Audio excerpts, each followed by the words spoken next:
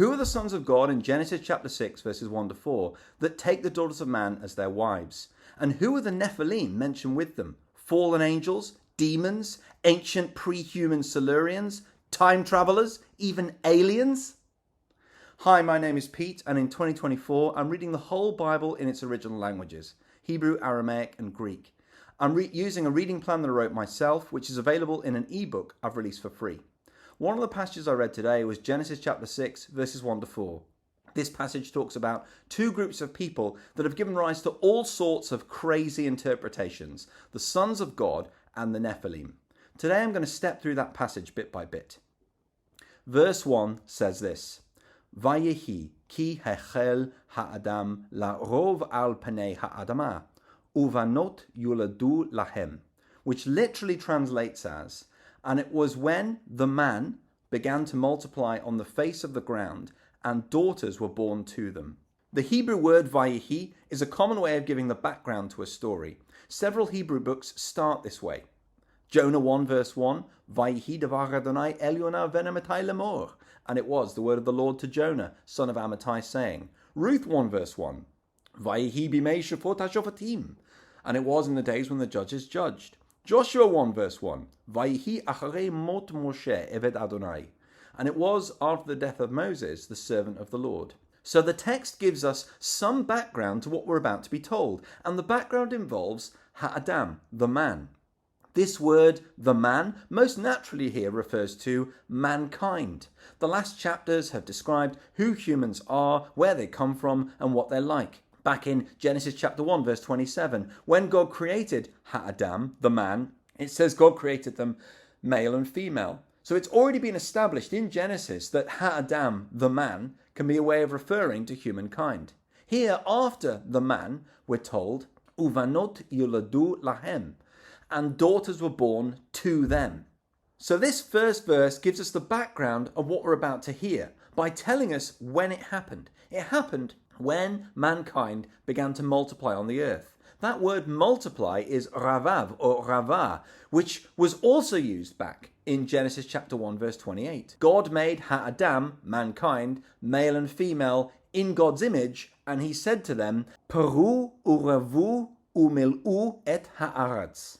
Bear fruit and multiply and fill the earth. Right from the beginning of creation, daughters were born to mankind, and what we're about to be told happens in that context. We're then told this, Vayiru v'nei ha'elohim et benot ha'adam ki tovot hena vayikhu lahem nashim mikol asher bacharu, which literally means, and the sons of God saw the daughters of mankind, that they were good, and they took wives for themselves from all which they chose. Now, people have suggested all sorts of crazy ideas about what the sons of God refers to here. Fallen angels, demons, aliens, time travelers, stuff like that. But if you go back just one chapter, the idea of being a son of is connected to the idea of being made in the image of. So chapter 5 verses 1 to 3. This is the book of the generations of Adam. When God created man, he made him in the likeness of God. Male and female, he created them, and he blessed them and named them man when they were created. When Adam had lived 130 years, he fathered a son in his own likeness, after his image, and named him Seth. In chapter 5, we then get this line of individuals. Now, at each stage, there are other people who are descendants of Adam and Eve outside of this line who are not named. So, for example, verse 4, the days of Adam after he fathered Seth were 800 years, and he had other sons and daughters. So there's a special line of individuals who have a special connection to the likeness of God. And then there are other human beings outside of this line. What's the difference between them? Well, we were given a story to explain this in chapter 4, where Cain rejected God's word of warning and killed his own brother Abel. And was shown how that sin continued down through Cain's family line for another 5 generations to Lamech, who also turns into a murderer. The sons of God are those who hold on to God's word. They come in the line of Seth, who replaced Abel, who was killed by Cain. This family tree shows us a line of people who hold on to God's word, a word of promise given in Genesis chapter 3 verses 14 and 15 that one of Eve's children would eventually crush the head of the snake that tempted her and Adam. But now here in chapter 6, we learn about how even this supposed line of faithful people is being corrupted by sexual temptation.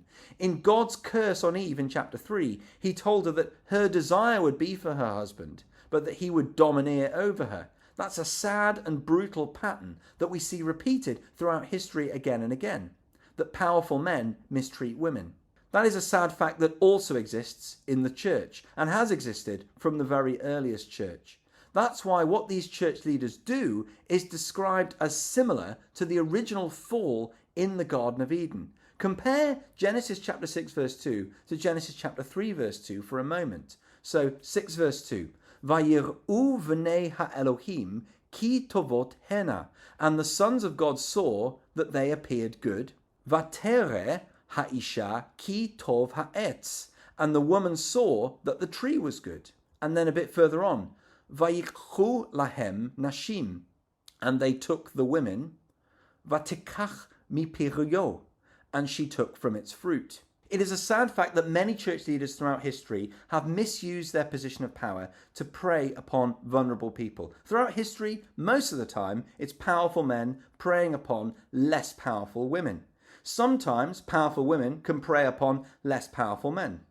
The Bible never denies that this reality would happen. It sadly predicts that this very behavior would happen. And it's even been happening from the very beginning of mankind, the very beginning of the church. Throughout the Bible, when God's people turn away from him and his word, and in particular, when those in authority abuse his word, God reacts in the same way again and again.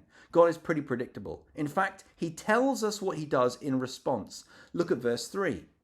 Vayomer Adonai, lo yadon ruchi va'adam le'olam, b'shagam hu basar, v'hayu yamav me'ah ve'esrim shana.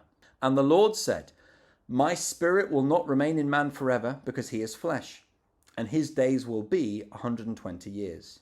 Now, people often read this as a prophecy about death, either that no human being will live longer than 120 years, or that God will bring all life to an end in 120 years.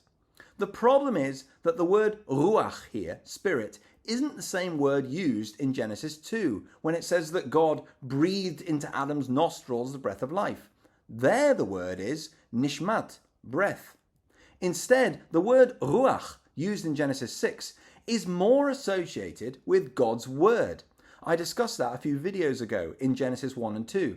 In Genesis 1 verse 2 we're told, V'ruach Elohim morachefet al penei hamayim.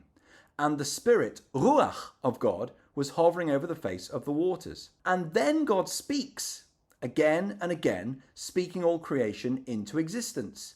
His spirit is hovering over the water and he speaks. His word then creates everything. That is the role of God's ruach. What we have is this line of men who are themselves ministers of God's word, carrying that promise and preaching to people, falling away into sin because of their sexual temptation. And God responds the way he does throughout the Bible. He will remove his word from them. God responds like this throughout history to people who have his word and mistreat it or corrupt it.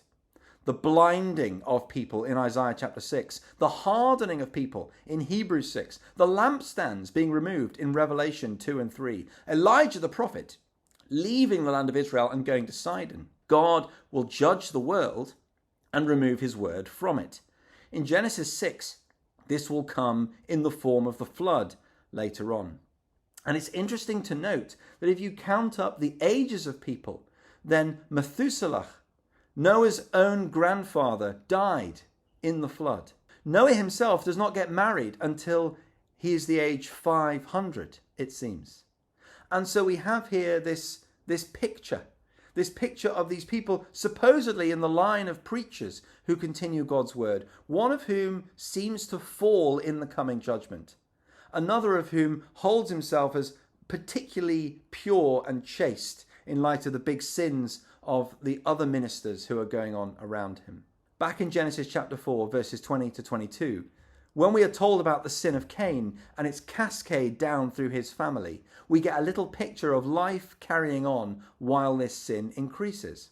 We're told Ada bore Jabal. He was the father of those who dwell in tents and have livestock. His brother's name was Jubal. He was the father of all those who play the lyre and pipe. Zillah also bore Tubal-Cain. He was the forger of all instruments of bronze and iron. So despite the sin of Cain and the sin of Cain's distant descendant, life continues and people continue making technology and science and art. And similarly, now here in Genesis chapter 6, as God gives this prophecy of judgment through Noah and his other ministers, life will carry on as normal, God says. Great men will continue to achieve great things, but as they do so, it will distract them from hearing this vital message that they need to hear. That's the point of verse 4. The Nephilim were on the earth in those days, and also afterward, when the sons of God came into the daughters of man, and they bore children to them. These were the mighty men who were of old, the men of renown. Genesis chapter 6, verses 1 to 4 is not about fallen angels, or an ancient species that lived underground, or aliens, or time travelers, or any of that nonsense. It's about the same thing the rest of the Bible is about: God's word and man's response. It's a shocking passage, frankly, because it speaks so straightforwardly about sexual scandal in the church from the very earliest existence of human beings. And yet still today, when brave women or men come forward and testify about their experiences of mistreatment by powerful people in churches, people struggle to accept that this is a reality of the world that we live in. The Bible is not a bizarre record of ancient aliens. It is a record of God's word amongst his people throughout history, and it describes the world that we actually live in. It is his law and gospel, which describe what happens around us today just as much as it did from the beginning of time. If you want to read the Bible with me in 2024 in the original languages, then details on my Bible reading plan and EPUB reader, which is free to download and use, can be found in the description below. And if you liked the video, please like the video. And if you want to get video updates of my whole Bible read through in the original languages in 2024, hit subscribe and turn on notifications. Thanks for watching.